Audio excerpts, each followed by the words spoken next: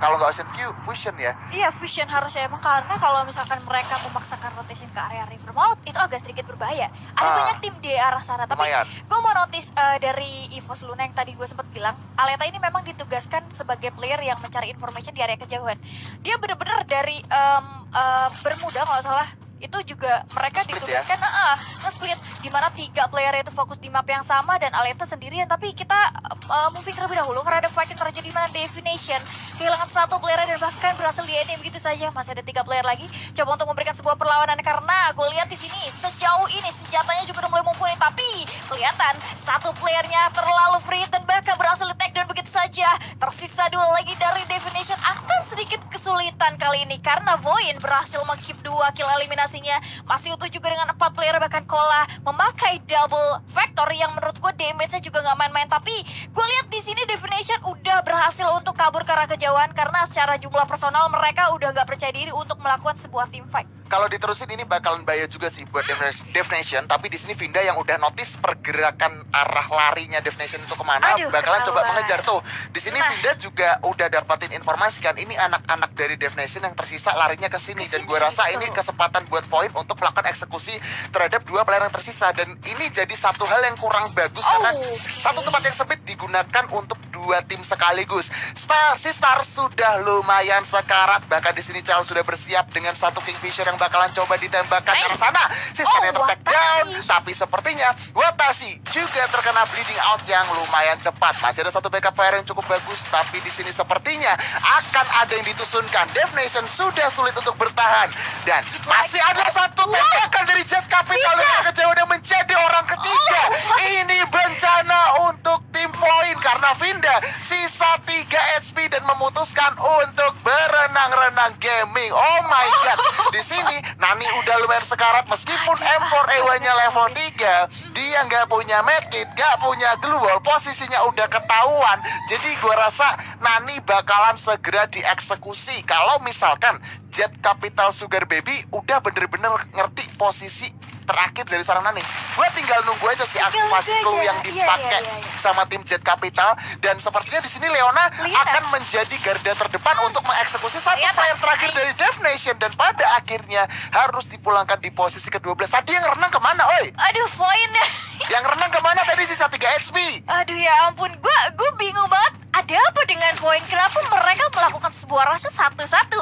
Gue nggak tahu mereka terlalu menyepelekan keadaan atau gimana, tapi itu fatal juga gitu dengan mereka melakukan sebuah rasa 1 persatu. Sampai pada akhir mereka kurang backupan dan itu menyelakakan timnya. Tapi kita geser terlebih dahulu di mana BCK kehilangan 2 playernya. Tapi it's okay, karena kali Ayam berhasil men-take down 1 player dari teman-teman dari OP. Ya masih 3 player lagi tapi dari Ayam. Tersisa 50% HP-nya, bahkan tersisa sedikit lagi. Coba untuk survive di area bebatuan yang menurut gue masih cukup worth it untuk tempat singgah, tapi nggak bisa worth it gitu aja karena ada 2 player sudah mulai melakukan rush dan bahkan BCG Bajar Asia tumbang di posisi ke-11. Habis buya terbitlah tusun. Oh my god, sangat disayangkan sekali ini. Padahal kalau BCG bisa main secara placement atau mungkin dia kayak lebih bersabar aja, padahal kan di Snowfall udah tahu kan harusnya ada tim OP yang ngedrop sendirian. Gue rasa untuk overall global standingnya mereka bakalan naik. Tapi kalau begini caranya sih, yang gue khawatirin sebenarnya BCG nanti posisi dari overall standingnya bakalan gitu-gitu aja. Masih ada di sekitaran posisi 9, 10, sampai 12. Tapi sekarang kita lihat juga MPX bakalan coba berperang terhadap tim Marawa. 1 player dari Marawa sudah terciduk dan terculik, dan gua rasa dari Marawa kayak udah bener-bener mengikhlaskan seorang Shiva yang sudah tidak bisa diselamatkan. Apalagi posisi dari Shiva ini udah di set up juga sama MPX. Jadi Marawa harusnya udah segera menjauh sih dari arah Sunside. Iya, memang terlihat tadi ada 1 mobil vehicle yang udah mulai dimanfaatkan juga untuk melakukan sebuah pelarian. Nah ini dia, Kara dan juga Salsa, mereka coba untuk melakukan sebuah pelarian dan merevive temannya harusnya. Karena kalau misalkan dilihat dari beberapa resource yang mereka punya memang mungkin masih kurang ya, tapi harusnya koin ada lah ya, karena ini masih early game juga. Dan itu dia, Shiva udah berhasil di revive, mereka utuh dengan 4 playernya. Dan gue lihat Marawa mereka sedikit bermain objektif. Ketika ada fight terjadi mereka malah menjauhin fight karena mereka gak mau terlalu menumbangkan timnya. Mungkin mereka harus bermain secara placement aja. Tapi di sisi lain ada Predator secara individu juga nih dari Eko Amoy yang berhasil mendapatkan 5 kill, berarti sama kayak Aleta tadi ya, tapi bedanya dari damage-nya 1520 dan juga headshot-nya 0 atau 8 tuh? 0 ya? Nol kayaknya ya. Tapi bedanya satu lagi. Apa nih? Eko Amoy berhasil menjadi predator di match sebelumnya dengan dia itu sisa sendirian. Oh. Dia kan, dia sisa sendiri aja bisa jadi predator Jadi untuk bisa jadi timnya gitu predator. kan. Nah, Jadi itu dia. usaha yang dilakukan Amoy meskipun harus buyahnya digagalkan oleh tim dari lawannya yaitu BCG, Amoy itu masih bisa jadi apa ya, orang yang diandalkan gitu kan. Nah. Tapi sekarang ngomongin soal Eko, mereka juga langsung rotasi dengan satu launchpad dan mungkin dia bakalan geser-geser dikit ke arah Militia. Untungnya sih Militia, tempat yang dipijaki oleh Eko Natsuka sekarang ini Aman.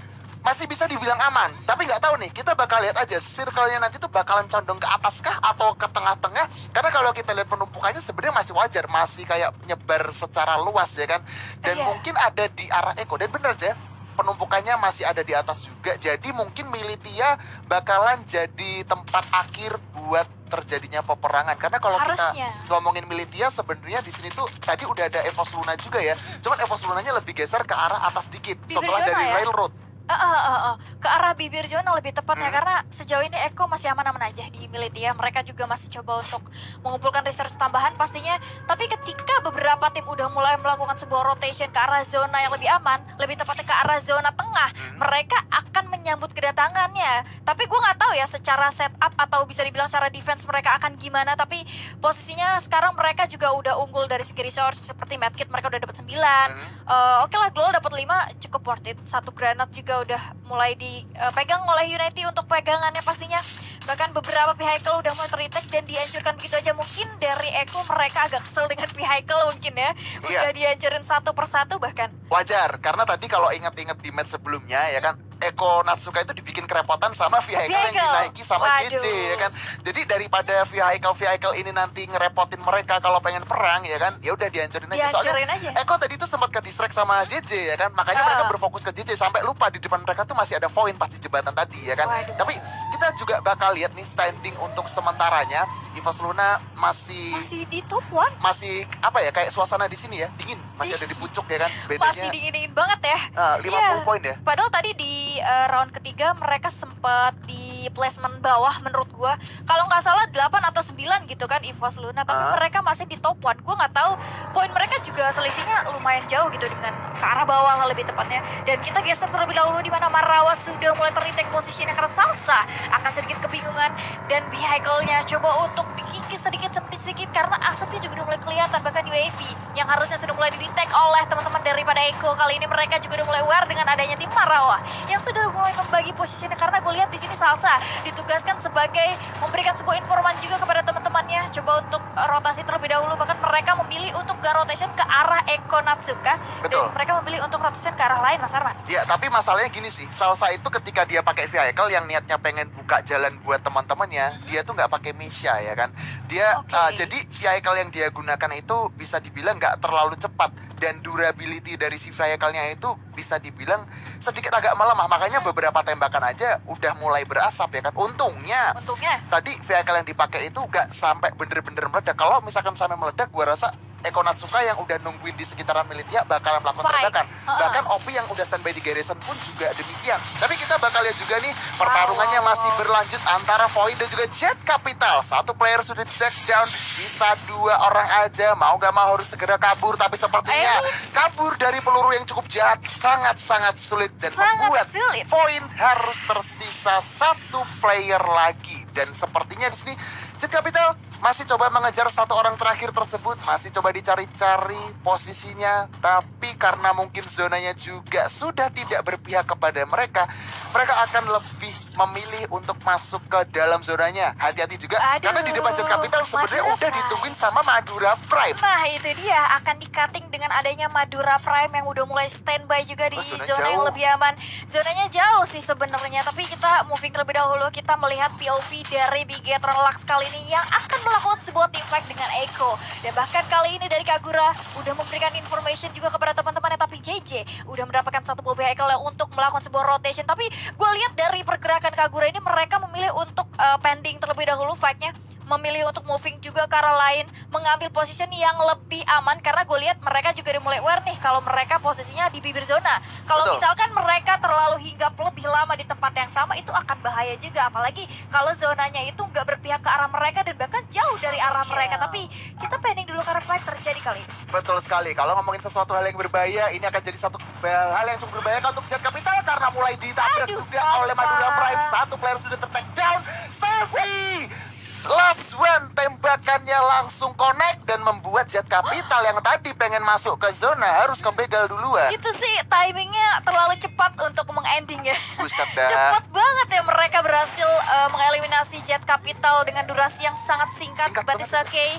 Tapi MPX kali ini sudah mulai melakukan sebuah rotation ya untuk ke zona yang lebih aman tepatnya karena oke lah mereka udah dapat 5 poin kill. Mereka tinggal bermain cara placement aja, tapi terlihat kali ini Bigetron JJ harusnya suara vehicle mereka akan terdetek dengan teman-teman daripada NPX kali ini. Tapi kita geser dulu di mana AP juga udah mulai menguasai area milik dia, apalagi ini atapnya bisa dibilang view-nya aja lebih luas gitu kan. Mereka mengambil vision-nya luas, tapi kita pending terlebih dahulu karena Bigetron sudah mulai melakukan sebuah team fight dengan MPX kali ini, di mana MPX sudah mulai mem-pop up satu buah globalnya. Tapi dengan adanya United yang sudah mulai maju ke arah depan, tapi HP-nya harus terkikis sedikit demi sedikit, terlalu berbahaya. Dan bahkan dari MPX kehilangan satu player yang berhasil di take down. Masih bisa di revive kah? Gue nggak tahu. Tapi kali ini United udah mulai memberanikan diri juga, bertahan dan bahkan di scooping ke arah depan, coba untuk melakukan sebuah pelarian lagi karena zonanya juga udah mulai nggak aman kali ini. Dimana Bigetron udah mulai mundur juga kali ini, membagi posisinya, coba untuk regroup terlebih dahulu, dan bahkan satu buah krononya udah mulai dimanfaatkan juga.